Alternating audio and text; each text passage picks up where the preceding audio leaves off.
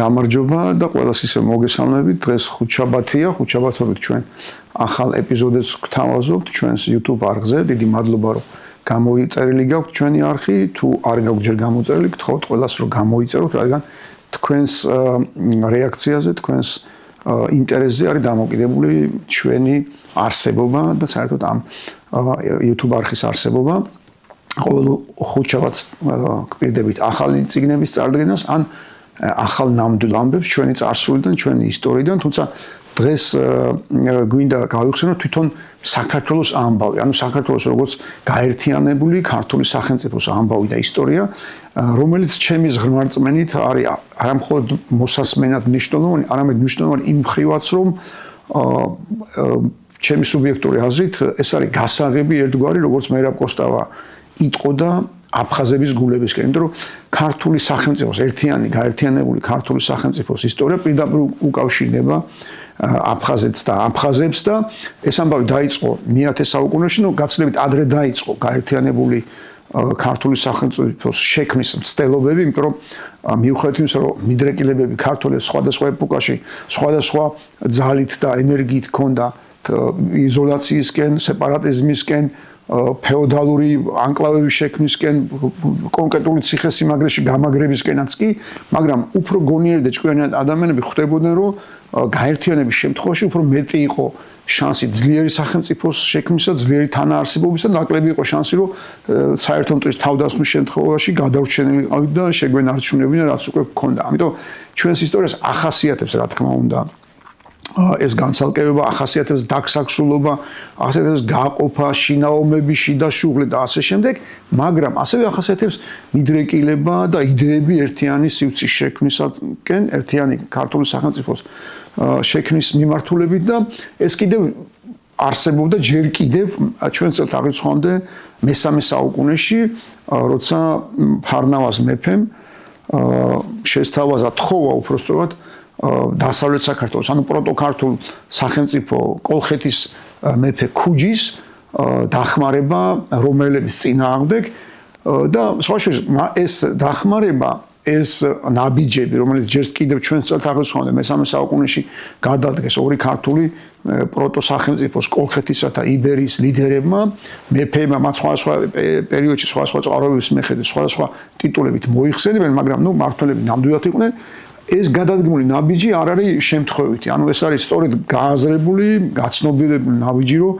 ერთიანობის შემთხვევაში მათ რომის იმპერიაც კი ვერ მოერევა და ასე მოხდა კიდეც და მოხდა მეტიც. სხვათა შორის კოლხების მეფე ქუჯიმ, რომელთანაც დაკავშირებული ალბათ ყველაზე გრანდიოზული რაც კი შემოგვჭა, ეგრეთ წოდებული ციხე-გოჯის სინონიმში, ალბათ ქუჯის ციხე, როგორც მე მას უწოდებ და ქვინჯი, როგორც მეგულად უწოდებენ. სწორედ მან შესთავაზა შემდეგ უკვე ფარნავას როგორც ქართლის, ჩვენი ისტორიოგრაფიის მიხედვით ეს ტერმინიც არის ნახმარი, რომ შენ როგორც უფროს ძმას, ანუ შენ როგორც ქართლის მეთაურს, ქართლის ლიდერს და შეიძლება გეკუთვნოდეს მეტი. და ამიტომ ეს გაერთიანებისაკენ გადადგმული პირველი ნაბიჯი ძალიან მნიშვნელოვანი ისტორია. თუმცა ჩვენ დღეს ვისაუბრებთ უკვე ახალი წელთაღრიცხვის მე-10 საუკუნეში იმ ამბავზე, იმ ისტორიაზე, რაც წინ უსწრებდა გაერთიანებული ქართული სახელმწიფოს შექმნას და ამ შემთხვევაში იგულისხმება ბაგრატ მესამის ისტორია, მისი თავგადასავალი, ეს არის უნიკალური ამბავი, როცა ძალიან ბევრი ფაქტორი ძალიან დადებითად დაემთხვა ერთმანეთს ჩვენს ისტორიაში სამწუხაროდ ხშირად ასე არ ხდებოდა და პირიქით ძალიან ბევრი უარყოფითი ფაქტორი დაემთხვეოდა ხოლმე და ძალიან ბევრი უბედურება და ტრაგედია გვაქვს ამის გამო გადატანა. თუმცა ის რაც მოხდა მე-10 საუკუნის ბოლოს მართლა იყო, არ ვიცით, მიწაზე, არა მხოლოდ, არამედ ალბათ ზეცაშიც ვარსკვლავების კარგი განლაგება, ვარსკვლავების კარგი განათება და დამთხოვებიც თავისთავად და დამთხოვა იყო მაგალითად ის, რომ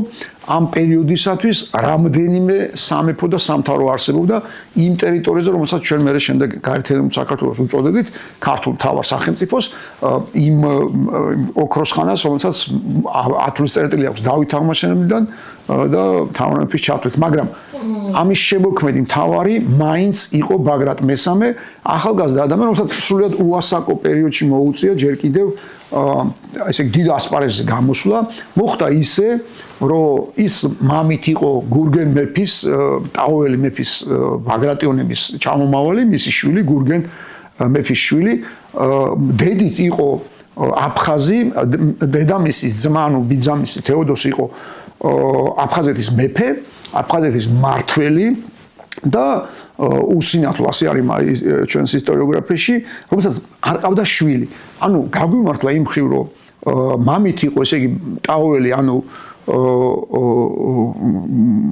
დიდი მესხეთის წარმომადგენელი, ტაოელი ბაგრატიონების ჩაუმავალი, რომლებიც სხვადასხვა უნდა ითქვას, რომ პირველები იყვნენ, ვინც თავის თავს უწოდებდნენ ქართველების მეფეს. ანუ იმ დანარჩენ სამეფოების არათუ ლიტერატურაში თვითონ შეიძლება ცნობიერებაშიც არ იყო ეს ტერმინი ჯერ დამკვიდრებული. ქართი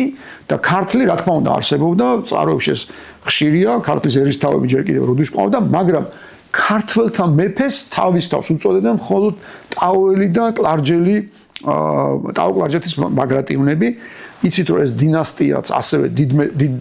დიდებულ მესხეთთან, როგორც ალექსანდრე ყიფშიძე იტყოდა, არის დაკავშირებული და ჯერ კიდევ როდის სპერში დაიწყო ამ დინასტიის, ამ გვარის და ამ ოჯახის დაწინაურება და გაძლიერება. აი მათი ჩაომავალი იყო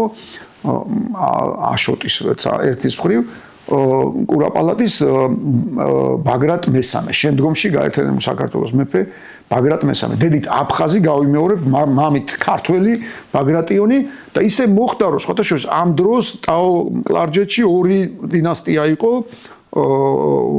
გარდა გურგენისა, ესე იგი მამამისისა, იყო ასევე დავით მესამე კურაპალატი. ეს კურაპალატი იცით ალბათ რომ ბიზანტიელებისაგან ბოძებული წოდებები ჰქონდათ ჩვენს მეფეებს და მმართველებს და მოხდა ისე რომ დავით მესამემ დავით კურაპალატიმ იშვილა ბაგრატი. ანუ ძალიან უცნაური დამთხოვა იყო რომ ესე იგი მამამისიც ბაგრატიონი იყო, მამობილიც ბაგრატიონი იყო, ანუ ქართველთა მეფეები იყვნენ, ასე უწოდებდნენ თავის თავს. ეს არის მე-10 საუკუნე, კიდევ ერთხელ გავიმეორებ და დამთხოვა მოხდა ასევე იმ ხრივ, რომ აფხაზეთი, რომელიც ამ დროს უკვე გაძლიერებულია და გაცილებით ადრე დაიწყო გაძლიერება, იცით რომ აფხაზები გაძლიერდნენ არაბებთან დაპირისპირებაში და მერე მოხდა სწორედ ეგრის აფხაზების ერთობლივი სამეფო შექმნა და სამთავროსიც და იცით რომ ეს ტერმინები არის სულ საკამათო, იმიტომ რომ სხვადასხვა წყაროებში სხვადასხვა ტიტულებით მოიხსენებიან ამ სხვადასხვა სამთავროების თუ სამეფოების ლიდერები. და მოხდა ისე რომ მისი დედა გავიმეორებ გურანდუხტი იყო აფხაზი და მისი ძმა გურანდუხტის ძმა იყო აფხაზეთის მეფე უსინათლო და უშვილო, რაც თავარია, მას ძე არ ყავდა. მოხდა ისე რომ სხვა შორის ეგრის აფხაზები, გაერთიანებული ეგრის აფხაზები ისე გაძლიერდნენ, რომ ესე შეძლეს აღმოსავლეთ საქართველოში გადმოსვლაც მანამდე და შეძლეს თავისი გავლენების თავის მოხვევა. ისე რომ გაამეფეს მაგალითად ერისთავის ტიტული აქვს, რა თქმა უნდა, არა მეფის ქართლში ამ დროს, მაგრამ ეს არის ივანე მარუშიძე, იგივე მარუშიანი, რომელიც სავარაუდოდ სვანები არიან წარმოშობით და ეს შემთხვევით არ გამიკეთებია ეს ხაზგასმა, იმიტომ რომ თვითონ აფხაზეთის მეფეებიც გარკვეული პერიოდი იყვნენ შავლიანები, ანუ ისინიც იყვნენ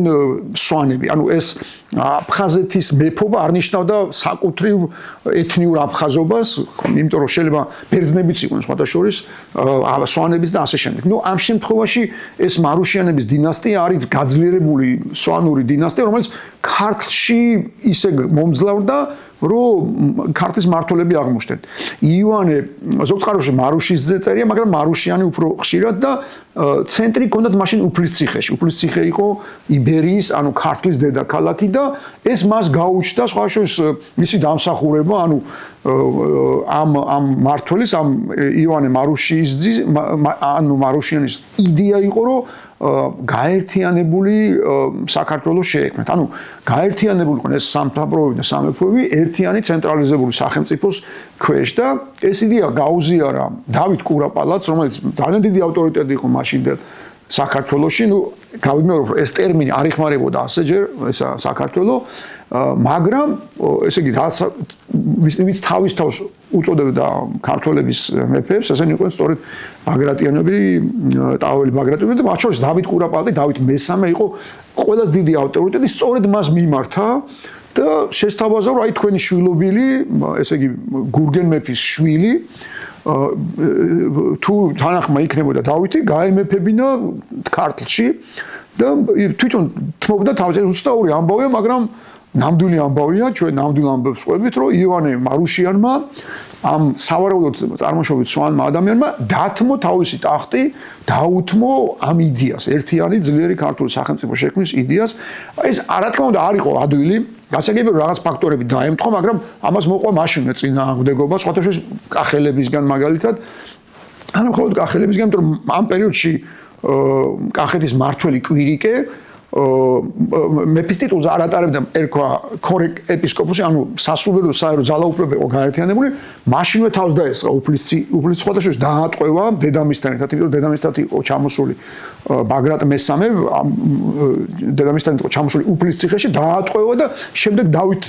კურაპალატმა გამოიხსნა ისინი და გაამეფა არა მხოლოდ ქართლში, როგორც ეს ისურვა იოანე მარუშიანმა, არამედ აფხაზეთში, ანუ ის აფხაზეთის მეფეც გახდა. ეს არის მე-10 საუკუნის ბოლო, მე-10 საუკუნის მეორე ნახევარი და შემდეგ ის უკვე გახდა იმის გამო რომ ამდენი ფაქტორი ერთად დაემთხვა, გახდა ერთიანი საქართველოს მეფე და სხვა შორის კახეთი იყო ბოლო, ესე იგი ბოლო ნაწილი, რომელიც წინააღმდეგობას უწევდა ამ ერთიანობის იდეას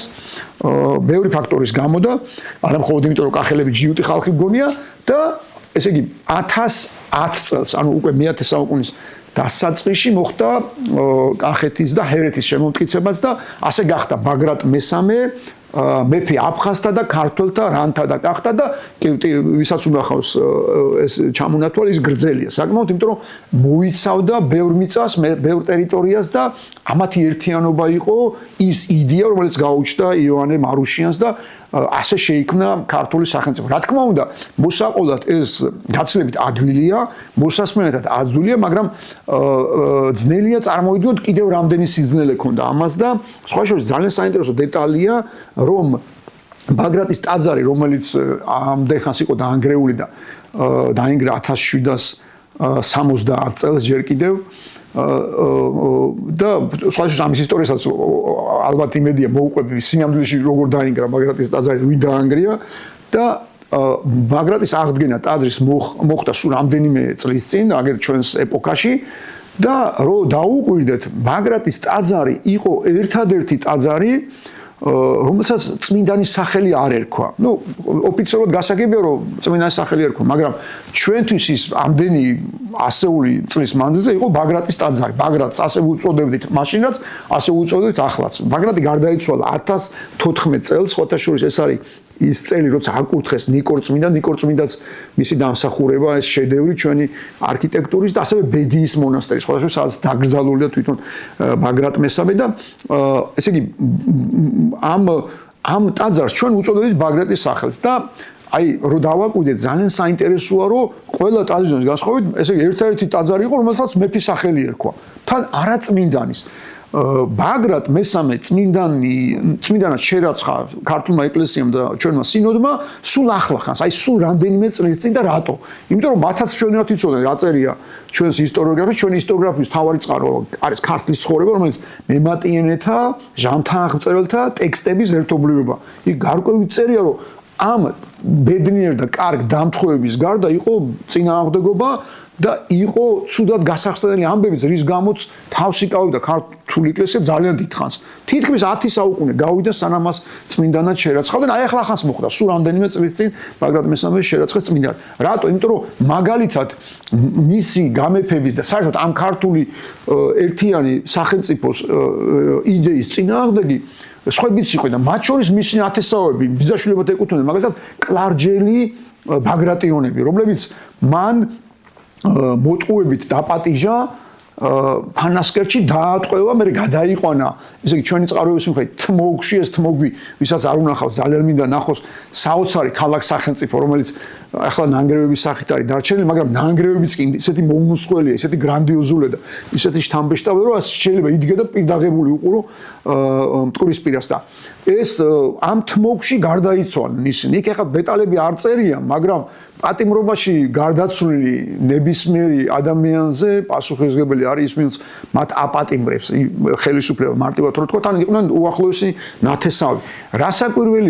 რასაკვირველია, ეს დეტალიც მოქმედებდა და კიდევ სხვა დეტალებს, მაგრამ თვითონ იდეა იმდენად დიდი აღმოჩნდა, ანუ ქართველებისთვის ერთიანი საქართველოს შექმნა რაც განახორციელა ბაგრატ მესამე, რომელიც აღმოჩნდა სხვა შორის ასე წერია პირდაპირ, რომ აი როგორ შეძლო მაინც ყველაზე მეტად არა მხოლოდ ძალით, არა მხოლოდ ბრძოლით, არამედ ხაზგასმით არის ეს ქართლის ცხოვრებაში გონებით. რომ ეს ძალიან გონიერი ადამიანი იყო, ძალიან გონიერი. და სამწუხაროდ ყველა ეპოქაში და ყველა დროში ჩვენ არ გამოვირჩეოდით და ყველგან, მაგრამ ეს გამოვირჩეოდა ეს ადამიანი და მაინც ჩვენთვისაც თვითონ გაერთიანების იდეა ისეთი ტკბილი, გემრიელი და მნიშვნელოვანი აღმოჩნდა ჩვენი გადარჩენისთვის, ჩვენი არსებობის და შემდგომ იმ დიდი საქართველოს შექმნისთვის დავითიდან თამარიანს რასაც უწოდებთ, რომ ბაგრატი მესამის სახელი ქონდა აი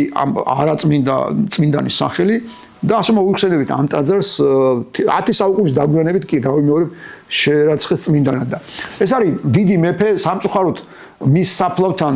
ჩვენ მიახლოება და პატივის მიღება არ შეგვიძლია იმიტომ რომ აღმოჩნდა აფხაზეთის ტერიტორიაზე რომელიც ოკუპირებულია იცით მაგრამ იქ ის უნიკალური ულამაზესი თუ გინახავთ ულამაზესი კედლის ხატრობა ფრესკა სადაც თვითონ არის გამოსახული სადაც თვითონ არის გაგრძალული და მე მგონია რომ ამ ამბავს იმიტომ ყვები ხშირად და იმიტომ მიყვარს ამაზე საუბარი რომ აფხაზებთან ჩვენი ურთიერთობის დიალოგის შემთხვევაში ეს არის გადასარევი მაგალითი ეს არის პრეცედენტი რომელიც უნდა გავიხსენოთ რომ ჩვენ ერთად შევქმნით ქართული სახელმწიფო, ერთად შევქმნით გაერთიანებული სახელმწიფო, სადაც ჩამონათვალში, ანუ ტიტულატურაში ქართველი მეფეების, სხვადასხვა ბაგრატ მესამის მონეტაც არსებობს, მისი მოჭრა ასე აწერია იმასაც, ჩვენ აღარ გვაქვს ეს რუსებს აქვს, აღებული რუსეთშია, მაგრამ გვაქვს სამაგიეროდ ნანახი ჩვენი თვალით, მე ჩემი თვალით მინახავს ლონდონში დავით აღმაშენებლის მონეტა, რომელიც ასე იწყება, მეფე აფხაზთან და ქართველთან, მე რანთა კაცი, ანუ აფხაზთან არის გნახს, ანუ ის თქმა მინდა და სულ რამდენჯერაც შევხვდება აფხაზებს, სულ მინდა რომ ეს აუხსნა, რომ მოდი დავიწყოთ და ვიფიქროთ და გავიხსენოთ ის რაც უკვე მოხდა, ჩვენ რაც ერთხელ უკვე შევძელით და შევთანხმდით ერთიან ქართულ სახელმწიფოზე, იქნებ ისევ გამოგვივიდეს, იქნებ ისევ გავიხსენოთ, რომ ჩვენ ეს შეგვიძლია ვიცხოვროთ ერთად და შევძლოთ თანაარსებობა ძლიერ სახელმწიფოში, რომელსაც ამ მიუხედავად დროისა არ ელევა მტერი და თავდამსხმელი და ეს რა ქვია მომხდური და მხოლოდ ამ შემთხვევაში როგორც ეს უკვე მოხდა ბაგრატის შემთხვევაში მხოლოდ ამ შემთხვევაში შეგვიძლია ვიყოთ და ვილაპარაკოთ წარმატებულ სახელმწიფოს მოქალაქეობაზე ასეთი წარმატებული სახელმწიფოს მოქალაქეები შეიძლება ვიყოთ ერთად აფხაზები ქართველები და კიდევ სხვები სხვათა შორის ჩვენ არ ვართ მონოეთნიკური ქვეყანა და ხალხი და სახელმწიფო და გვაქვს გავიმეორებ არაჩვეულებრივი მაგალითი როგორ მოხდა როგორ კარგად დაემთხვა ბაგრატ მესამის შემთხვევაში მამით ქართველი და დედით აფხაზი ბაგრატიონის გამეფება და გაერთიანება ქართული სახელმწიფოს მაგრამ ეს კარგი მაგალითია რომ სინამდვილეში ეს მარტო ერთი ადამიანის სურვილი არ იყო ეს იყო ბევრი ადამიანის სურვილი და თუ ჩვენ ბევრი გავხდებით ვისაც მოგვინდება რომ ისევ ერთად ვიცხოვროთ ქართველებმა და აფხაზებმა ერთიან სახელმწიფოში ამ შემთხვევაზე ამ პრეცედენტზე მე ვფიქრობ რომ ხშირად უნდა ვილაპარაკოთ დიდი მადლობა ყურადღებისთვის ჩვენ ყოველ ხუთშაბათს შევხვდებით ერთმანეთს და ვისაუბრებთ ქართული ისტორიის ნამდვილ ამბებზე